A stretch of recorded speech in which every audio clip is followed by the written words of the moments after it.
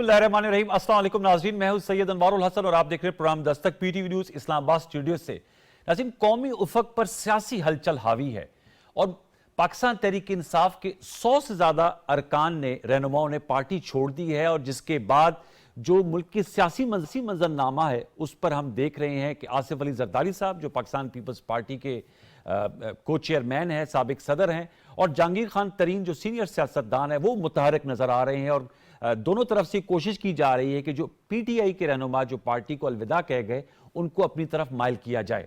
साबिक सदर आसिफ जरदारी साहब लाहौर में मौजूद हैं और अब से कुछ देर कबल साबिक वज़ीर आज़म सैयद यूसुफ रज़ा गिलानी साहब भी प्रेस टॉक कर रहे थे और उन्होंने कहा कि बहुत से लोग पाकिस्तान पीपल्स पार्टी को ज्वाइन करने के लिए तैयार है। और हमने देखा भी कि खैबर पख्तूनख्वा से फैसल करीम कुंडी साहब के हमरा उस्मान तरकई साहब ने और दो तीन और जो पीटीआई के एमएनएस थे उन्होंने पीटीआई में शमूलियत, पीपल्स पार्टी में शमूलियत का ऐलान किया। जहांगीर तरीन साहब शहर इक़्तिदार इस्लामाबाद में मौजूद है और उनकी भी आज मेल मुलाकातें हो रही हैं। अलीम खान साहब के घर भी उनकी बैठक हुई है।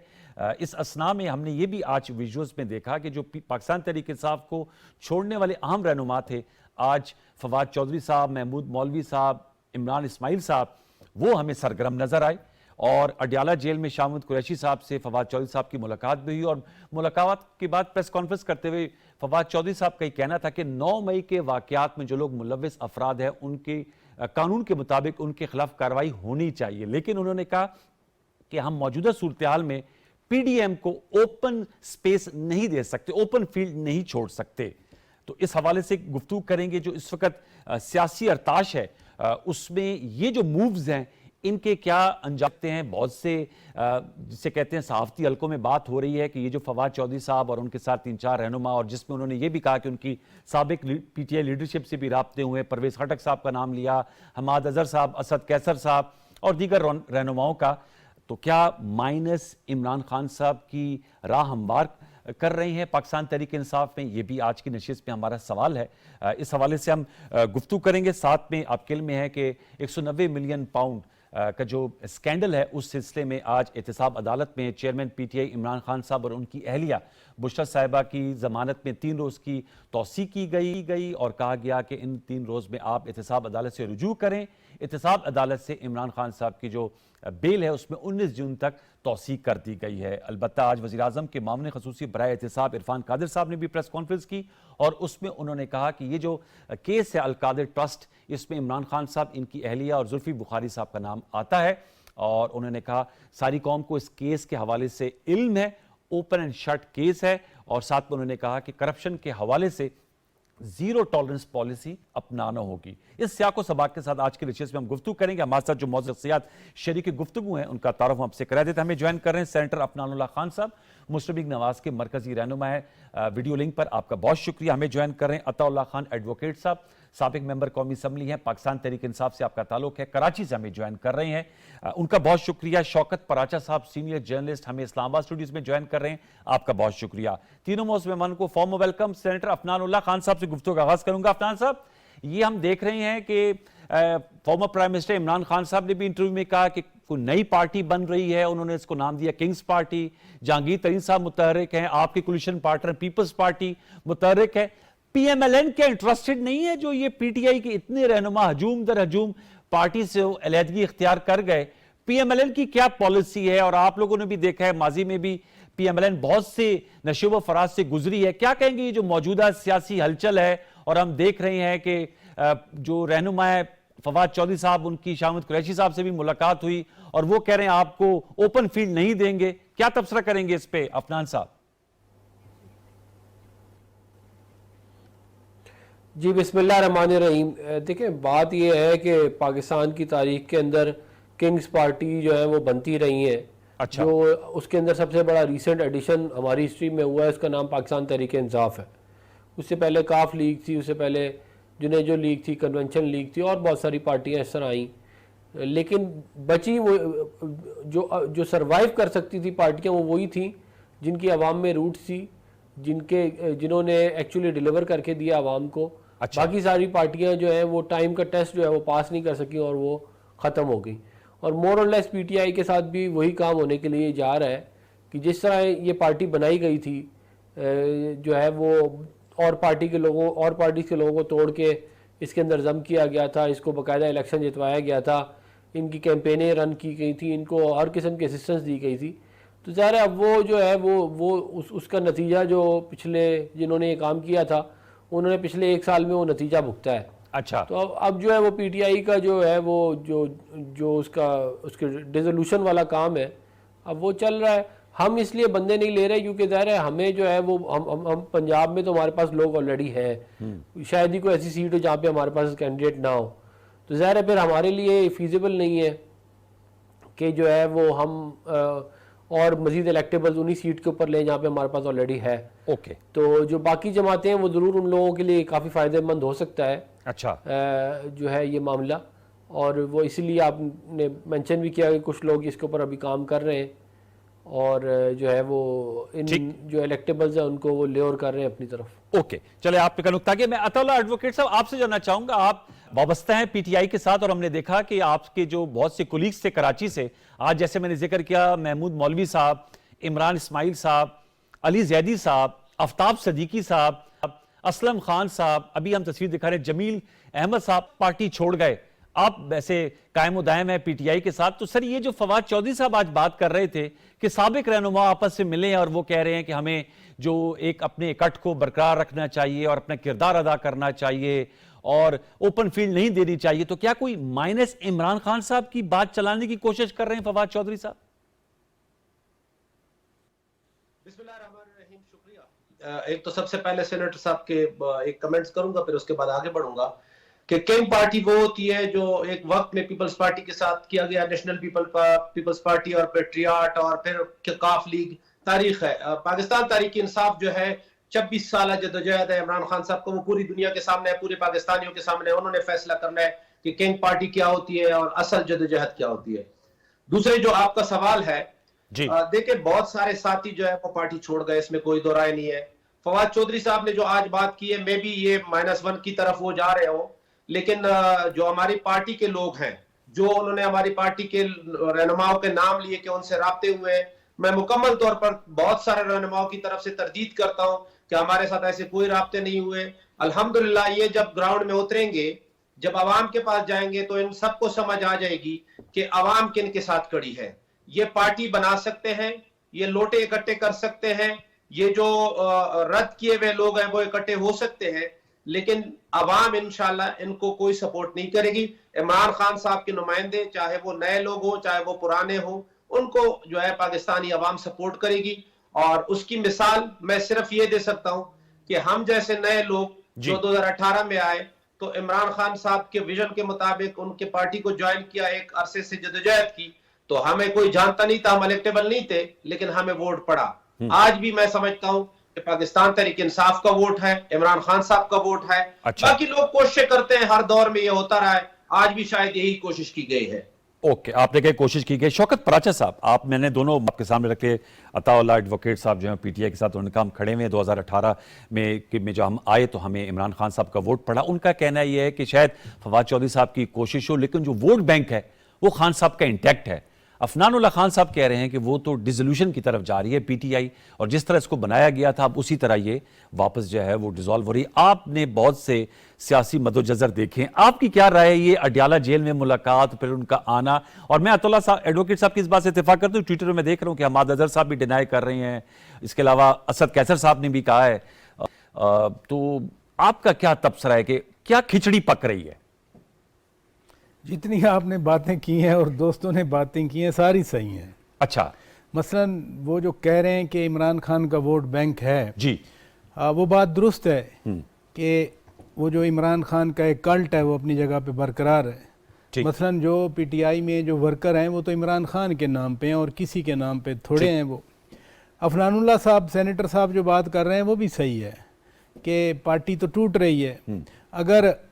अगर असद कैसर साहब मौजूद हैं अभी तक, या हमाद अजहर साहब अभी तक मौजूद हैं, परवेज खटक साहब का भी नाम ले रहे थे, सुने ना जी, जो अभी तक हैं मैं उनकी बात कर रहा हूँ अभी, लेकिन जो चले गए क्या वो पीटीआई के रहनुमा नहीं थे? वो तो सफ़े अव्वल के थे, ये तो फिर वो अली ज़ैदी, इमरान इस्माइल, फिर वो नुकसान नहीं है पीटीआई को। देखिए ना, अगर आप उस इलेक्टेबल पॉलिटिक्स में जाएं, शायद कराची में वो इलेक्टेबल्स का वो इन्फ्लुएंस ना हो, लाहौर में हो सकता है ना हो, मैं बड़े शहरों की बात कर रहा हूँ। ठीक, लेकिन what about the constituencies from NA1 to 266, उसमें ये कितनी कॉन्स्टिट्यूएंसीज हैं जहाँ पर इलेक्टेबल नहीं बल्कि कोई पार्टी का इन्फ्लुएंस हो? पूरा पाकिस्तान तो इलेक्टेबल्स पे चलता है। जो पॉलिटिक्स हमने 85 से लेके आज तक देखी है वो तो इलेक्टेबल्स पे चलते हैं। मसलन 2018 के इलेक्शन के सिलसिले में जितने बंदे भी तोड़े गए, पीपल्स पार्टी से तोड़े गए या किसी और जमात से तोड़ के PTI में शामिल किए गए, वो सारे इलेक्टेबल्स ही थे जी। उन इलेक्टेबल्स की वजह से जिन पार्टियों से वो निकाले गए, तोड़े गए, उन पार्टियों को तो नुकसान हुआ और बहुत ज़्यादा नुकसान हुआ। मैं 2018 की बात कर रहा हूँ। और आज भी फ़र्ज़ किया जहांगीर खान तरीन साहब की नई पार्टी बन रही है अगले हफ्ते। अच्छा, वो एक नई पार्टी का ऐलान कर रहे हैं। और ये जो आज अडयाला जेल के बाहर बात कर रहे थे, नेपोलियन फ्रांस के हेड थे, तो पोप रोम से फ्रांस उस वक्त इटली को फतह कर चुका था, नेपोलियन फतह कर चुका था। पोप साहब एक बार गए पेरिस नेपोलियन से मिलने के लिए, तो 7-8 दिन बैठे रहे, नेपोलियन ने टाइम नहीं दिया। तो एक किसी नेपोलियन के एडवाइज़र ने कहा कि जी पोप आया है मिलने, उसको क्या लेना देना आपसे, वो तो वैसे मिलना चाह रहा है। तो there is a famous quotation of Napoleon. वो क्या? नेपोलियन ने कहा कि Pope did not come all the way from Rome to Paris for doing nothing. तो ये जो आज अडयाला जेल के बाहर गए लीडर, डूइंग फॉर नथिंग नहीं गए, ये इट्स नॉट डूइंग फॉर। और उन्होंने कहा भी सही, एक वर्ड यूज किया फवाद चौधरी साहब ने कि जितने भी PTI के साबका रहनुमा हैं, मीन्स लाइन्स ड्रॉन और very thick line, very clear line drawn है कि ये पार्टी के साबका रहनुमा। और कौन है? मसलन राजा आमिर कियानी साहब, जितने अताउल्ला साहब इमरान खान के साथ अटैच्ड हैं, शायद इससे ज्यादा राजा आमिर कियानी साहब। जी, इमरान खान ने तासुफ का इजहार किया था कि उनके जाने पे बड़ा अफसोस है। बिकॉज आई नो, ठीक है। उसके बाद इमरान इस्माइल साहब, यानी कितने क्लोज। अली जैदी साहब ने तो कहा था इधर गोली आएगी वरना मैं नहीं छोड़ूंगा उनको। तो आज किधर है? इसलिए जो सिनेरियो उभर रहा है may not be very clear, but it is clear at the same time. Clear कि PTI टूट रही है, PTI टूट चुकी है, रादर नई पार्टी बन रही है, अलाइनमेंट उनकी हो रही है। और एक चीज और जी, ये बिल्कुल दुरुस्त फरमाया डॉक्टर सेनेटर अफनानुल्लाह साहब ने कि पंजाब में तो वो है ना, उनके पास भरे हुए हैं, उनके इलेक्टेबल भी हैं। एग्जैक्टली। अब फायदा उठाएगी पीपल्स पार्टी। और आज आपने देखा डजन्स जो हैं वो शामिल हो रहे हैं। दूसरा जो इससे इम्पैक्ट पड़ेगा, यानी 4.5 साल में, 3.5 साल में नून लीग के जितने लोग थे, आप मुझे काउंट करके बता दें कितने टूटे थे। क्या वो जेलों में नहीं गए? ये मैं वो 2 दिन भी जेलों में नहीं। ये वजह क्या बन रही है? कितने अहम लीडर्स गए हैं? अफनान साहब के पास में आऊंगा। अफनान साहब, आप इस हवाले से रखते हैं सर, चूंकि पाकिस्तान मुस्लिम लीग नवाज भी जिसे कहते हैं बहुत ट्रायल से गुजर कर इस पोजीशन में आई है। पार्टी डिसोल्यूशन की आपने भी बात की, शौकत पराचा साहब भी कह रहे हैं, और हमें नजर भी आ रहा है, जाहिर बात है सफ़ अव्वल के रहनुमा चले गए, जो फ्रंट लाइन बेंचेस थी वो अब इमरान खान साहब को छोड़ के चले गए हैं। इमरान खान साहब ने इसको एडमिट भी किया है कि इससे जाहिर बात है वो आइसोलेशन का शिकार हैं। अताउल्लाह एडवोकेट साहब कह रहे हैं कि पार्टी का वोट बैंक इंटैक्ट है। For PMLN dissolution of PTI is a good sign, और क्या इस हवाले से आपकी राय है? क्योंकि साथ में स्प्लिंटर ग्रुप्स की भी बात आ रही है, जहांगीर तरीन साहब ग्रुप है, फिर फवाद चौधरी साहब अपनी कोशिश काविशी कर रहे हैं, उनके साथ आज जो और 2-3 लोग खड़े हुए थे। इससे सियासी माहौल पे क्या असरात मुरतब होंगे? देखिए, सियासी माहौल जो है वो उसके अंदर शाइस्तगी जो है वो आ जाएगी, उसके अंदर से बद इखलाकी निकल जाएगी, और उसके अंदर जो हिजान की कैफियत इस मुल्क पे तारी की गई है वो कम हो जाएगी। और उसकी बुनियादी वजह यह है कि PTI की पिछली 12 साल की सियासत जो है वो जलाओ, घेराओ, धरने, आग लगा दो, इसको नहीं आने दूंगा, उसको नहीं जाने दूंगा, इसको अंदर कर दूंगा, इसका पंखा ले लूँगा, इसका AC ले लूँगा, ये इन चीज़ों के इर्द गिर्द घूमती रही है। इनकी सियासत जो है वो प्रो डेवलपमेंट कभी भी नहीं थी। अच्छा, इनकी सारी सियासत का जो बुनियाद है वो एक झूठा नैरेटिव तो होता वो है। सारे लोग तो मुख्तलिफ पार्टियों में ज़ाहिर हो रहे हैं ना सर। इस अफनान साहब कथा कलामी बाजरा जो ये बात जो इमरान खान साहब के बयानियों को बढ़ोतरी देते थे वो तो शामिल हो रहे हैं ना मुख्तलिफ ग्रुप्स में, पॉलिटिकल पार्टीज में। जी नहीं वो, लेकिन अगर ऊपर लीडर ही जो है वो एक नैरेटिव ऐसा ले ले जिससे मुल्क के अंदर हैजान की कैफियत हो, तो फिर जाहिर है वो नीचे जो इनके लोग हैं उन्हें करना ही पड़ता था ना फॉलो। तो मेरा ज़ाती तौर पे ख्याल ये है कि एक अनऑर्गेनिक तरीके से एक पार्टी बनाई गई थी, वो एक अनऑर्गेनिक तरीके से ख़त्म भी हो रही है, और ये तोड़ फोड़ जो है ये बहुत तेज़ी से चल रही है, और ये आने वाले दिनों में मुझे मज़ीद तेज़ होती हुई नज़र आ रही है। हम सियासी तौर पे पहले भी अल्लाह ताला की मेहरबानी से बहुत मजबूत थे पाकिस्तान में, बिलखुसूस पंजाब में, और आने वाले दिनों में हमारी पोजीशन भी बहुत बेहतर होती हुई मुझे नज़र आ रही है।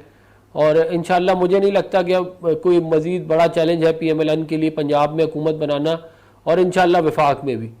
तो उसके ऊपर हम अपनी तरफ से अपना पूरा होमवर्क कर रहे हैं, और जो है वो इंशाल्लाह इलेक्शन के अंदर फिर जो है वो जब मैदान सजेगा तो फिर उधर पता चलेगा कि क्या होना है। लेकिन अफरान साहब आपने कहा कि ठीक है आपके पास नंबर्स हैं, आपकी पार्टी स्ट्रेंथेंड है, लेकिन ये भी ध्यान में रखिए कि आपको इनकम्बेंसी फैक्टर का भी सामना करना पड़ेगा, क्योंकि आप इस वक्त इक्तिदार में है, बजट अब से 9-10 दिन बाद आना है, और कल भी वजारत खजाना की जानिब से जो स्टैटिस्टिक्स आए कि जो इन्फ्लेशन है वो 36% पे बरकरार रहेगी। कल हमारे शो में कैसर अहमद शेख साहब थे, वो कहते इतनी फाइनेंशियल स्पेस नहीं है। IMF के जो मिशन चीफ हैं पाकिस्तान को, उनका बयान सामने आ गया है कि जी वो पाकिस्तान के सियासी हालात पर नजर रखे हुए हैं, नोटिस लिए हुए हैं, अगरचे उन्होंने कहा हमारी इस हवाले से कोई मैंडेट नहीं है, और उनकी ख्वाहिश है कि जो मामलात हैं सियासी तौर पर पुरअमन अंदाज में आईन और कानून के तहत आगे बढ़ें।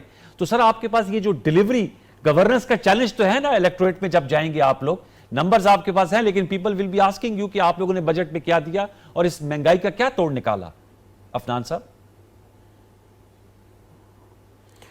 देखिए, इसमें तो कोई शक नहीं है कि जो 1 साल की इनकम्बेंसी है वो हमें जो है वो हमारे साथ अटैच हुई हुई है, इसमें तो कोई शक नहीं है जी।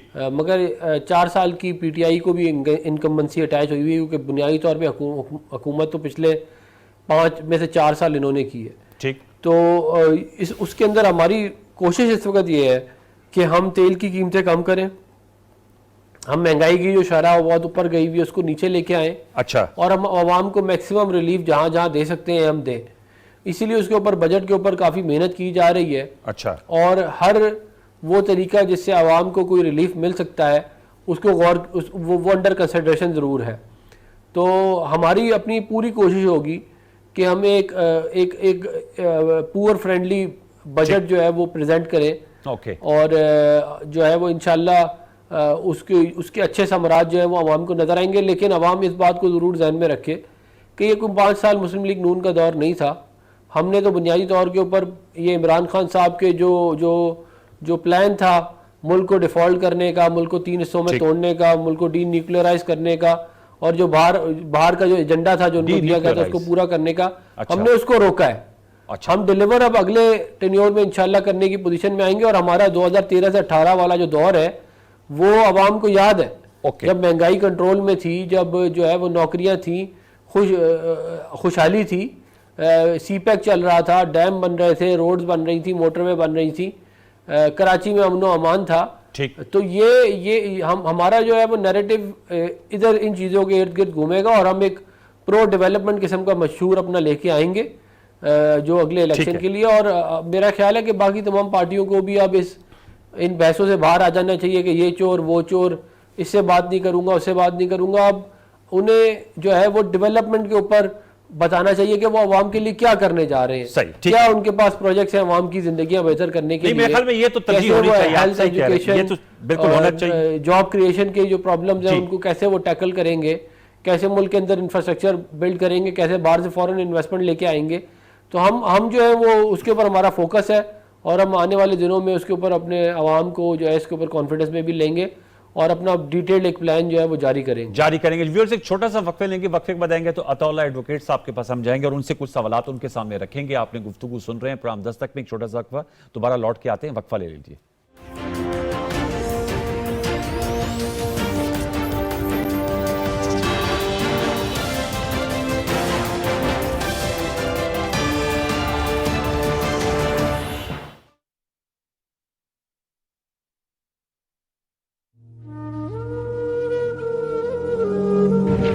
जिंदा कौम है, ताबिंदा कौम है, हम पाकिस्तानी कौम है, बहादुर कौम है और हम अपनी पाक बहादुर फौज के साथ हैं। हर मुश्किल घड़ी में फौज ने पाकिस्तान की रहनुमाई की है, सरों के ऊपर हमारे साया किया है। इसी तरह आज अगर पाकिस्तानी फौज के ऊपर अगर कोई ऐसा वक्त आया है, कोई दुश्मन अनासर हमारी पाक फौज को गिराना चाहते हैं या नुकसान पहुंचाना चाहते हैं, हम सब दीवार बन के अपनी पाक फौज की हिफाजत करेंगे और हम पाकिस्तान को सलामत रखेंगे।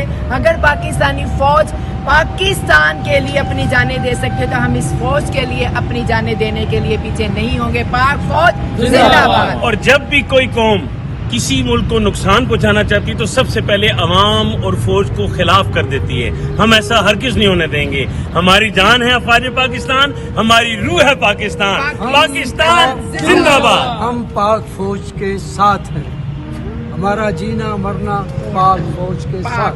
पाक फौज जिंदाबाद।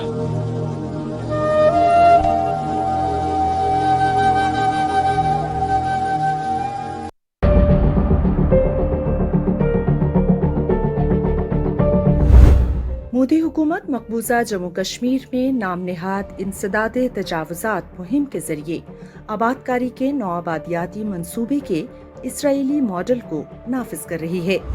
मकबूजा जम्मू कश्मीर में नाम नेहाद इंसदाद तजावुजात मुहिम का मकसद कश्मीरियों को उनकी जमीनों जायदादों से बेदखल करना है।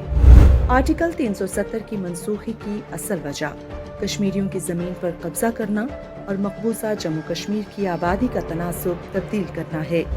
काबिज भारतीय हुकाम अब तक कश्मीर में 1,78,005 एकड़ और जम्मू में 25,159 एकड़ जमीन जबरदस्ती छीन चुके हैं। मोदी हुकूमत कश्मीरियों को उनकी जायदादों से जबरदस्ती बेदखल करके बैन अक़वामी क़वानीन की खुल्लम खुल्ला खिलाफ वर्जी कर रही है। अक़वामे मुत्तहिदा कश्मीरियों को भारतीय फौजियों के हाथों जबरी बेदखली, नस्लकुशी और जंगी जराइम से बचाने के लिए फौरी कार्रवाई करे।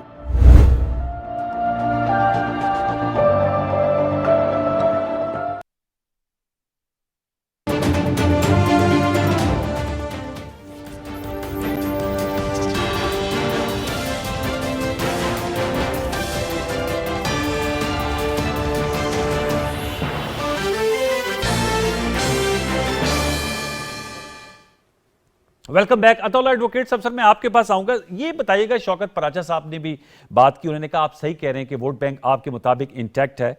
इमरान खान साहब को वो भी कहते हैं, लेकिन धचका तो सर आपको लगा है 9 मई के हवाले से। बहुत से सियासी मुबस्सिरीन कह रहे हैं कि एक सियासत 9 मई से पहले थी पीटीआई की, एक सियासत 9 मई के बाद है।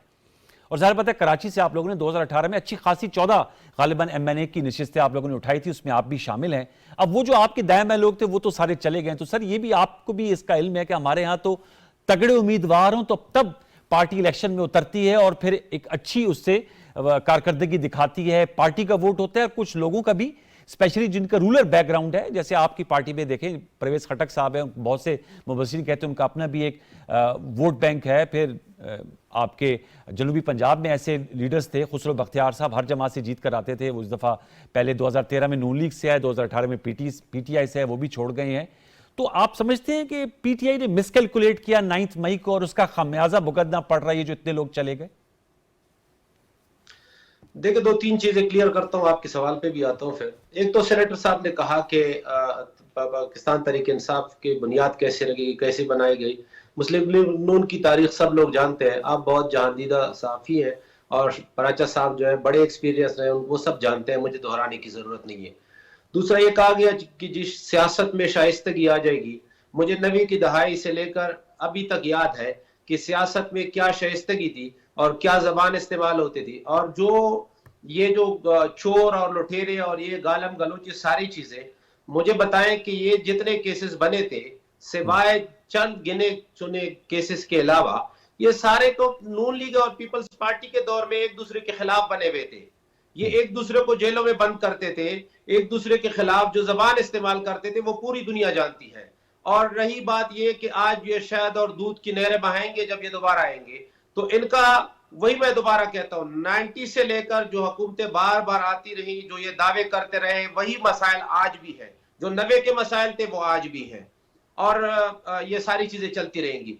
अब मैं आता हूं आपके सवाल की तरफ। देखिए, इसमें कोई दो राय नहीं है कि हमारे बहुत सारे लोग जो छोड़ के गए हैं, एक पार्टी जो है 9 मई से पहले थी, एक पार्टी 9 मई के बाद है, बड़े बड़े नाम थे।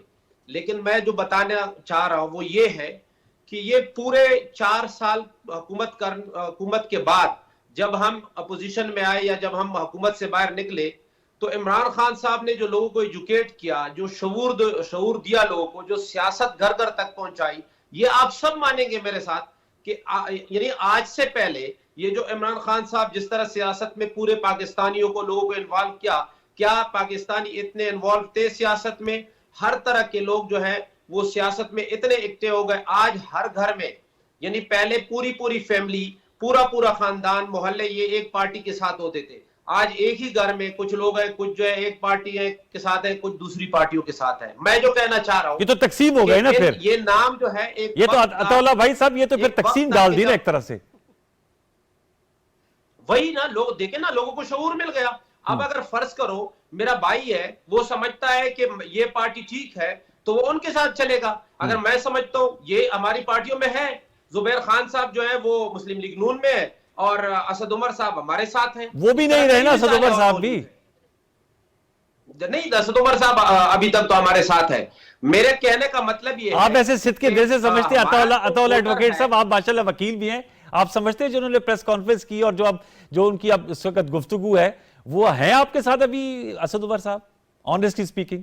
जी, मैं समझता हूं कि असद उमर साहब जो है इस वक्त तक हमारी पार्टी में है, हमारे साथ है। लेकिन कहने की जो मैं कोशिश कर रहा हूं वो ये है कि हमारा जो वोटर है वो ये जो लोग हैं जो हमें छोड़कर गए हैं, आपने ज़िमनी इंतखाबात में भी देखा होगा, इनको, हमारे वोटर को कोई फर्क नहीं पड़ता। उनके सामने फवाद चौधरी हो या उनके सामने हमारा कोई नया कैंडिडेट हो।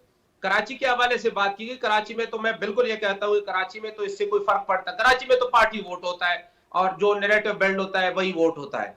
पराचा साहब ने पाकिस्तान की बात की, देखिए आज देहातों में, मैं शहरों की बात नहीं कर रहा हूं, देहातों में पार्टी जो है उसका वोट गिना जाता है, लोग उसी के साथ चलना शुरू हो गए हैं, लोगों को अब इलेक्टेबल से कोई फर्क नहीं पड़ता। ये आप इंशाल्लाह, मैं एक चैलेंज भी करता हूं सेनेटर साहब को कि आप लोग कहते हैं कि जी पार्टी तो ये खत्म हो जाएगी और ये सब बिगड़ जाएगा, बड़ी शाइस्तगी आ जाएगी। भाईजान ऐसे करें कि अब तो सारी चीजें आपके हक में है, आ जाए, इलेक्शन कराएं।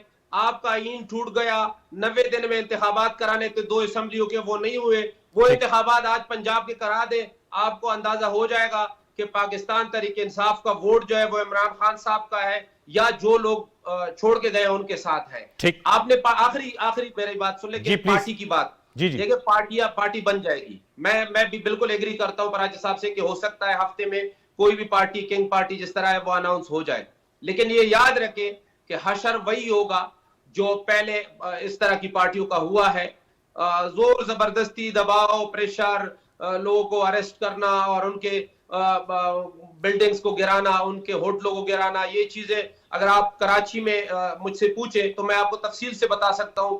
जो आपने सवाल करना भी था कि लोग क्यों छोड़ के जा रहे हैं, तो मैं बता सकता हूं कि लोग क्यों छोड़ के जा रहे हैं। ठीक, मैं आपका सवाल लौट के आऊंगा, लेकिन जो आपने नुकात उठाए हैं कि पार्टी का वोट एक्चुअली मैटर करता है, शौकत पराचा साहब, अताउल्लाह साहब कह रहे हैं कि अब इट्स अ न्यू पॉलिटिक्स और एक होराइजन पे जो है वो पार्टी वोट जो है काउंट करता है, कैंडिडेट इतना मैटर नहीं करता।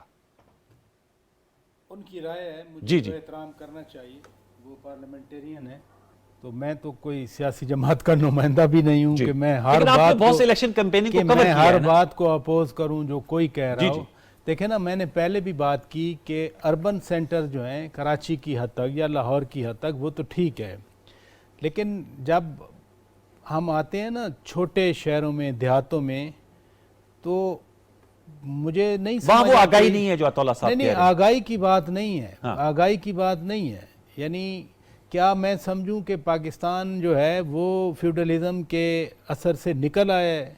क्या पाकिस्तान में जो बाअसर फैमिलीज़ हैं जो अंग्रेज़ ने बनाई हुई थी वो ख़त्म हो चुकी, उनका ग्रिप ख़त्म हो गई, वो सियासत कर रहे हैं। वो सब बाई इलेक्शंस की बात करते हैं ना, देखे ना, बाई इलेक्शन में बड़े बड़े मशहूर थे, नवानीस थे और मैं बता रहा हूँ हारते ही नहीं थे। मैं बता रहा हूँ ना, बाई इलेक्शन में तो नून लीग वालों ने नहीं दिया ना वोट, वो समझते रहे कि आपने लोटों को जो है ना वो आपने एक टिकट दे दिए, और सबसे बड़ा तो वो फैक्टर बना।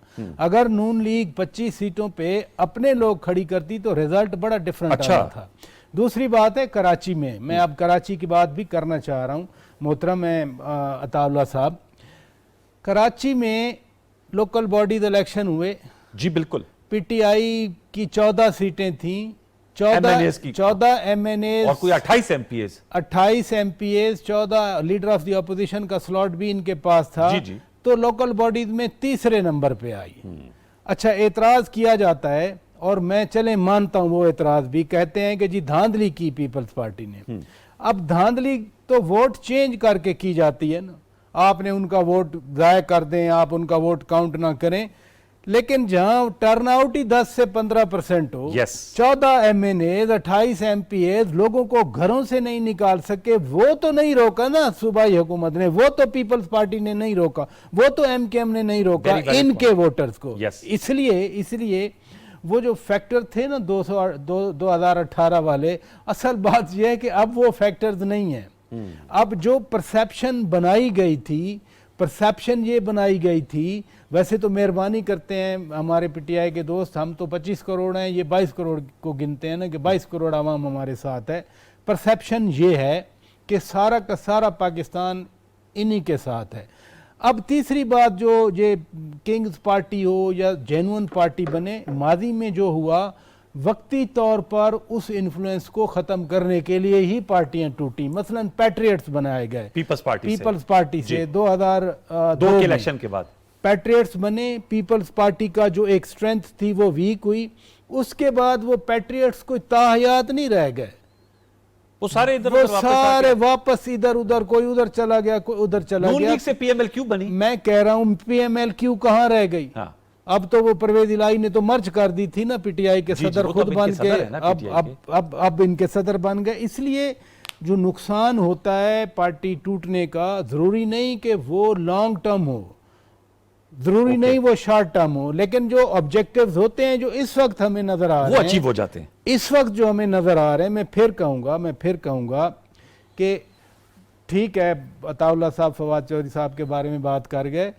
फवाद चौधरी साहब, नून लीग की हुकूमत थी उस जमाने में, फवाद चौधरी साहब ने इलेक्शन लड़ा था, 80,000 वोट लिए थे बाई इलेक्शन में, और 2-3 महीने 6 महीने इलेक्शन, जनरल इलेक्शन होने वाला था।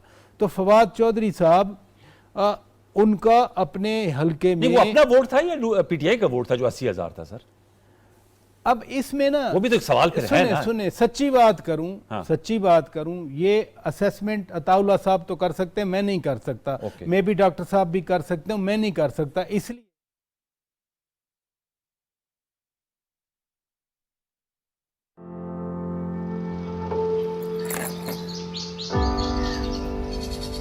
क्या देख रहे हो जानी? देख रहा हूं कि नफरत की आग ने क्या कुछ जला डाला। इग्नोर कर जानी, एहतजाज में तो ऐसा होता ही है। कम ऑन यार, क्या बात कर रहे हो? कहां लोग मरीजों को निकाल कर एम्बुलेंस चलाते हैं, अपने शोधा की यादगारों को कौन पत्थर मारता है? हमारे मुहाफिजों, हमारे स्कूलों और जीएचक्यू पर तो दहशतगर्द हमलावर थे। जिना हाउस तक को भी नहीं बख्शा इन्होंने, और तू कहता है कि इग्नोर करूं? जब क़यादत को दीवार से लगाया जाएगा तो रिएक्शन तो आएगा ना। जो खुदगर्ज हो वो क़यादत नहीं होती। भुट्टो अगर खुदगर्ज होता तो कभी एटमी प्रोग्राम की बुनियाद न रखता। नवाज शरीफ अगर खुदगर्ज होता तो कभी एटमी तजर्बात न करता। और आज इन्होंने क्या किया? वो चाकी कि जो हमारे एटमी प्रोग्राम की अलामत था, उसी के मॉडल को जला डाला। क्या इनके लिए पाकिस्तान का एटमी कुव्वत होना भाई से शर्मिंदगी था? हाँ, थोड़ी सी ज्यादती तो हुई है, लेकिन हैं तो अपने ही लोग ना। बेटा, मुजरिमों से रियायत बरतने वाली रियासतें कभी पुरअमन नहीं होती। सानिया 9 मई, नेवर अगेन।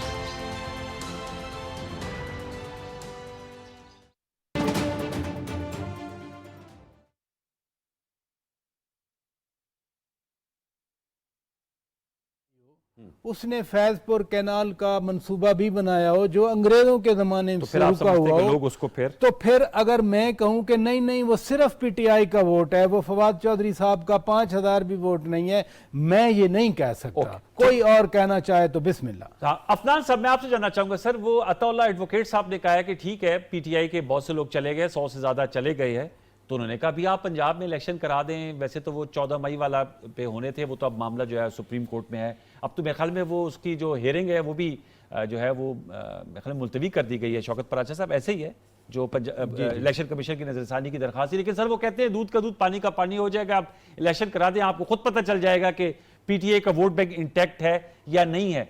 आप इस पे कैसे रिस्पॉन्ड करेंगे? और दूसरा सर, जाहिर बात है पंजाब तो आपका किला समझा जाता है और आप लोगों ने वहां परफॉर्म भी किया, 2018 में भी सिंगल लार्जेस्ट पार्टी थी, लेकिन खैबर पख्तूनख्वा में, सिंध में, बलूचिस्तान में, वहां तो आपको अपनी पार्टी को स्ट्रेंथन करना है, तो आपकी ये ख्वाहिश या कोशिश नहीं होगी कि वहां से जो पीटीआई के इलेक्टेबल्स है केपी या सिंध से, वो शामिल हो जाएं या उनसे रजू किया जाए?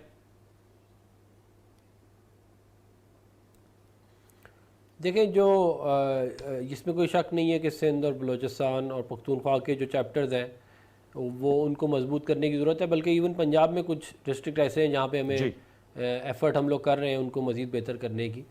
तो इसमें वो तो एक ऑन गोइंग प्रोसेस है जो चल रहा है, और उसके अंदर जो है वो हम रिव्यू करते हैं कि कहाँ कहाँ जो है वो हम ऐसे लोगों को जो कि पार्टी के लिए अच्छा हो उनको जो है पार्टी में लेकर आए हो। तो वो तो आप बिल्कुल ठीक कह रहे हैं कि ऐसे ही जो है वो हमारे जहन में भी है। जहाँ तक बात रहेगी इलेक्शन की जी, तो देखें, बात ये इंसान को अगर अपने झूठ पे यकीन करना शुरू कर देना तो फिर वो बेवकूफ़ों वाले काम करता है। बात ये है कि दिसंबर में इलेक्शन हुआ एजेके का, लोकल बॉडीज़ का, जहाँ पे पीटीआई की हुकूमत थी जी, और ये वो इलेक्शन हार गए। ये वहाँ पे 70% 80% वोट ले लेते हैं ना, जो ये कहते हैं कि हम इतने पॉपुलर हैं।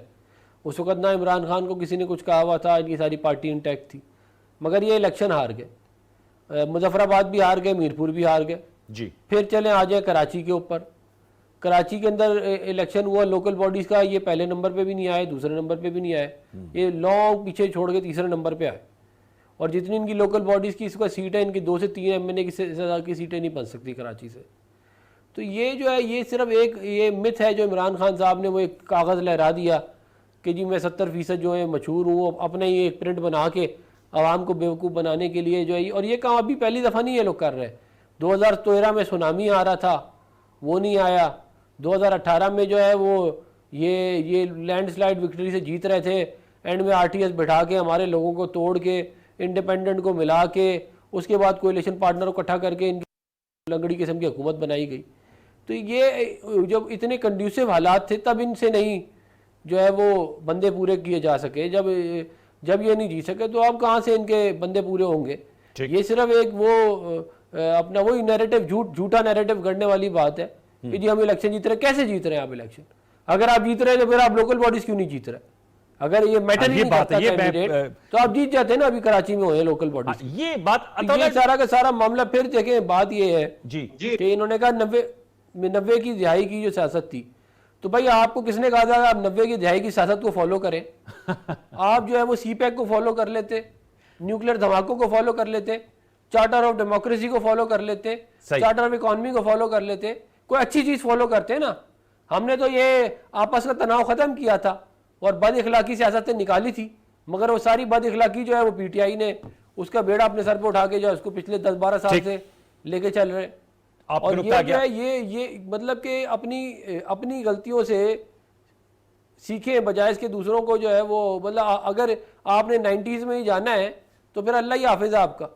चले, ये तो मैं आपने जवाब आ गया। अतौला साहब, ये बात शौकत पराचा साहब ने भी उठाई और सेनेटर अफनान साहब भी उठा रहे, और आप कराची में ही मौजूद है और वहीं से एमएनए हुए। सर, अगर आप सवाल में वजन तो है, अगर इतने तगड़े होते, अवाम में इतने राब्ते होते, तो सर ये जो लोकल गवर्नमेंट इलेक्शंस है कराची में, हैदराबाद में, तो उस पर परफॉर्म करते हैं ना, उस पर तो आप लोग तीसरे नंबर पे आए हैं, तो इसकी क्या वजह बनी? और आजाद कश्मीर का एग्जाम्पल दिया उन्होंने। जी जी जी बिल्कुल बेहतरीन। अनवार साहब, बात यह है कि मैं इससे एग्री करता हूं पराचा साहब की इस बात से कि वोटर उस तरह से कराची में ओवरऑल नहीं निकला, इसमें कोई दो राय नहीं है। लेकिन जो वोटर निकला वो पीटीआई का था। हम यही तो रोना रो रहे हैं कि वहां पे इलेक्शन नहीं हुए। इलेक्शन होने के बाद धांधली नहीं की गई, कि मैं कह रहा हूं कि धांधली की गई।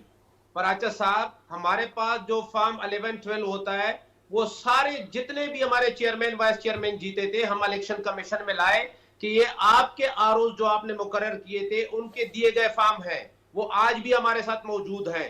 पूरे रिजल्ट चेंज किए गए। हम यही तो हमारा रोना है। आप हाफिज साहब कैसे जीत गए जमात इस्लामी वाले? गवर्नमेंट है, हाफिज साहब जो जीत गए जमात इस्लामी वाले 30 सीटें लेके, ये तो मुझसे ज्यादा पराचा साहब जानते हैं कि इस मुल्क में अगर किसी को जुटवाना हो तो उसके लिए बड़े तरीके हैं। तो आपका तो इत्तेहाद हो रहा है उनके साथ कराची में, अताउल्ला साहब, लेकिन आप लोग तो उनके साथ इत्तेहाद कर रहे हैं हाफिज साहब के साथ। वाले जो लोग हैं, ये कराची वाले जानते हैं कि इसमें हाफिज नईम साहब सुन रहे होंगे, कराची वाले जानते हैं कि क्या हुआ वहां पे, और हम सारे जानते हैं कि वहां माहौल क्या था।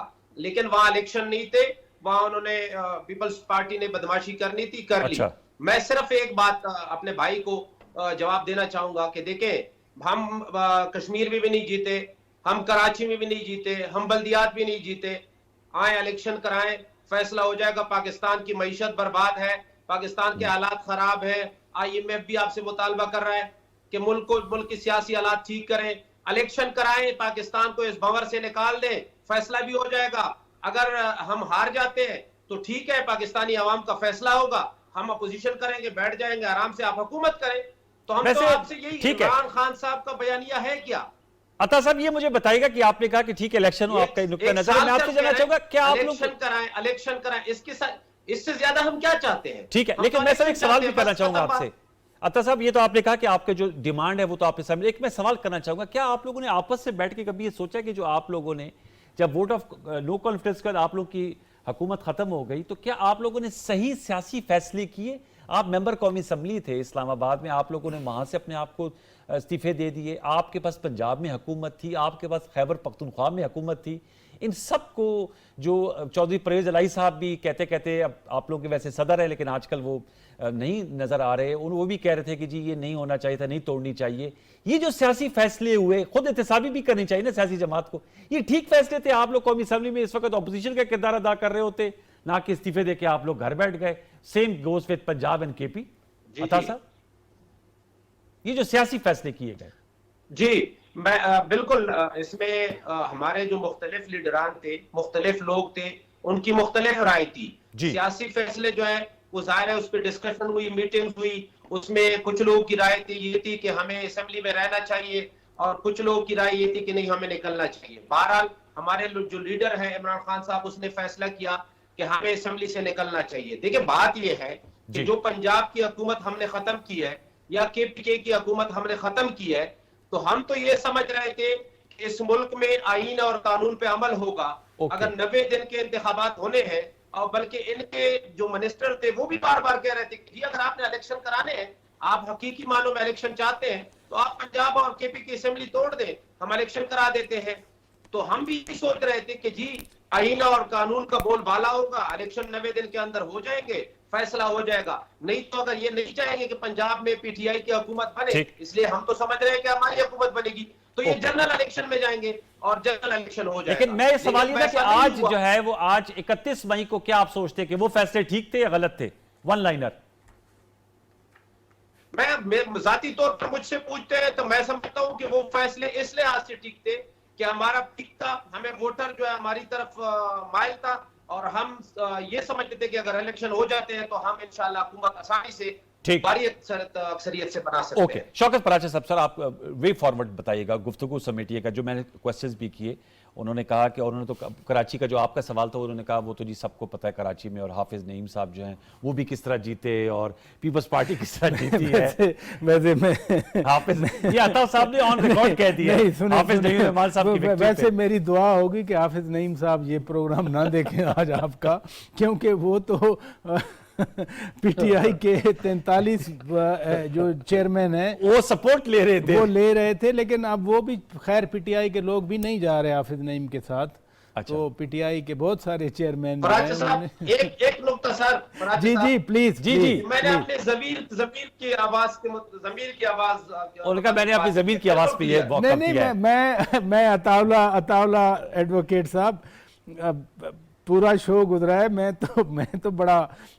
वैसे भी आपका एहतराम करता हूँ, मैंने असेंबली में भी आपसे मुलाकात भी होती है, मिलता भी हूँ, मेरे लिए तो काबिल एहतराम है। आपने अच्छा किया, जो आपका पर्सपेक्टिव है बड़ी ईमानदारी से बयान किया, और इस दौर में ईमानदारी से बात करना एक जुर्रत का काम है, और आप यकीनन जुर्रत से बात कर रहे हैं। दूसरी बात जो आप कह रहे हैं कि फैसले गलत थे या नहीं थे, देखें एक पूरा साल जो गुजरा है पिछले अप्रैल से आज मई तक, अभी सेनेटर साहब भी कह रहे थे कि इनके 3.5 साल बैड गवर्नेंस को भी सामने रखें।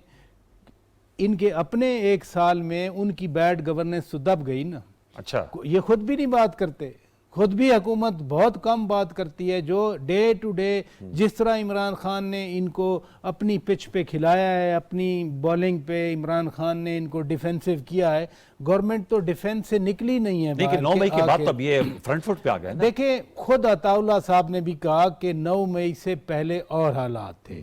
9 मई के बाद जो सूरत हाल बनी वो बेसिकली तो जो गलतियां अभी आप कह रहे थे, मसलन खुद खान साहब कह देते हैं कि जी अगर मुझे रेंजर इस तरह से ले जाएंगे तो फिर लोग GHQ की तरफ नहीं जाएंगे, वो कंटोनमेंट्स की, यानी आप एक तरह का कंसीड कर रहे हैं, आप एंडोर्स कर रहे हैं उस मॉब को। मॉब जो है वो फिर जो हुकूमत कहती है कि कहीं ना कहीं से प्लान हो रहा था, कहीं ना कहीं से कोऑर्डिनेट हो रहा था। अब जो वे फॉरवर्ड है ना मुज़ाकरात, मैं पिछले बार भी आपके शो में आया था और मैंने कहा था मुज़ाकरात का तो अब टाइम भी नहीं है, मुज़ाकरात की गुंजाइश भी नहीं है।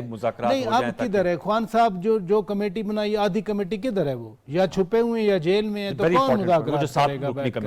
7 रुकनी किधर है? 7 रुकनी कमेटी, 7 रुकनी कमेटी या मैं कह रहा हूँ या जेल में है या छुपे हुए हैं। मुज़ाकरात जब इस हद तक पार्टियां टूट रही हों, पार्टी टूट रही हो, लोग अलहदा हो रहे हों, एक पार्टी से एक नहीं कई पार्टियां बनने की तवक्को की जा रही हो, मसलन जहांगीर खान तरीन एक पार्टी बना रहे हैं, मैंने कहा अगले हफ्ते हो सकता है ऐलान हो जाए। जो आज सामने लोग आए वो भी PTI के लोग थे, उन्होंने जो बातें की, तो क्या ये कोई इमरान खान के साथ जाके बैठेंगे? तो इसलिए अब मुज़ाकरात किससे हुकूमत करेगी? मुज़ाकरात हुकूमत क्यों करेगी? अब तो आगे बढ़ने की बात है, और वो ये है कि ये जो कुछ हो रहा है अब शायद मुझे लगता है कि अक्टूबर में इलेक्शन हो जाए। क्यों अफनान साहब, अक्टूबर में इलेक्शन हो जाएंगे? लास्ट वर्ड जो आज की सूरत हाल है, जो शौकत पराचा साहब ने तज्जिया दी है, उसके तनाजुर में मेरा सर देखिए, मैं तो हमेशा से मैंने ये बात मेंटेन की थी और हमारे लोगों ने भी ये बात मेंटेन की थी कि हम अक्टूबर में इंशाल्लाह इलेक्शन में चले जाएंगे। और ये सिर्फ ये हिजान की कैफियत इमरान खान साहब ने बर्पा की हुई थी। इलेक्शन ये 2013 से 18 भी यही ड्रामे चलते रहे थे। बात ये है कि भाई इलेक्शन अपने टाइम पे होंगे और वो अपने टाइम पे अब हो जाएंगे। पहले भी उन्होंने हो जाना था, ये तो इन्होंने अगर ये हरकतें ना करते तो अताउल्लाह साहब कह रहे वो उम्मीद लगाए बैठे थे कि 14 मई को हो जाएंगे पंजाब में, वो ये कह रहे थे अफनान साहब। सर आपका 14 मई को कैसे हो जाएंगे? बात ये है कि लोकल पंजाब का पाकिस्तान का आइन ये भी कहता है कि लोकल बॉडीज का इलेक्शन जो आपने जो सस्पेंड कर दिया था ना, उसके सुप्रीम कोर्ट की जजमेंट आई थी कि आप बहाल करें। आपने 6 महीने उसको बहाल नहीं किया था पंजाब के अंदर। उस वक्त आइन कहां पे था? जब आपने कासिम सूरी की रूलिंग दी गलत, तब आइन कहां पर था? जब आपने धर्रे दिए एम्पायर की उंगली के लिए, तब आइन कहां पे था? RTS बिठाया, तब आइन कहां पर था? अच्छा, मतलब आप आज भी कहते हैं मेरी आर्मी से बात कराओ, ये तब आपको आइन याद नहीं आता? चले ठीक है, बार के नुक्ता साहब ने आ गया, बहुत बहुत शुक्रिया। आपने जो गलत किया उसकी वजह से मुल्क में ये हुआ है सारा कुछ। ओके साहब, उनकी वजह से हुआ है। व्यूअर्स, ये आज की गुफ्तगू थी। अताउल्लाह एडवोकेट साहब आपका बहुत शुक्रिया, सेनेटर अफनानुल्लाह खान साहब आपका बहुत शुक्रिया, शौकत पराचा साहब thank you very it's always a pleasure to have you in our show. Viewers, आपने गुफ्तगू सुनी। अब सियासी ऊंट किस करवट बैठता है, ये आने वाले दिनों में हम आपको इसका अहाता करते हुए दिखाई देंगे। मुल्क की मईशत पे गुज़िश्ता रोज़ के हमने प्रोग्राम में बात की, आने वाले दिनों में इस पर भी जरूर गुफ्तगू करेंगे। बहुत आम इशू है क्योंकि budget is in the making और चंद ही रोज़ बाद बजट पेश होगा, उस पर भी बात कर रहे होंगे। कल तक के लिए सैयद अनवारुल हसन और दस्तक की टीम को इजाज़त दीजिए। अपना बहुत सा ख्याल रखिए। अल्लाह ने के बाद।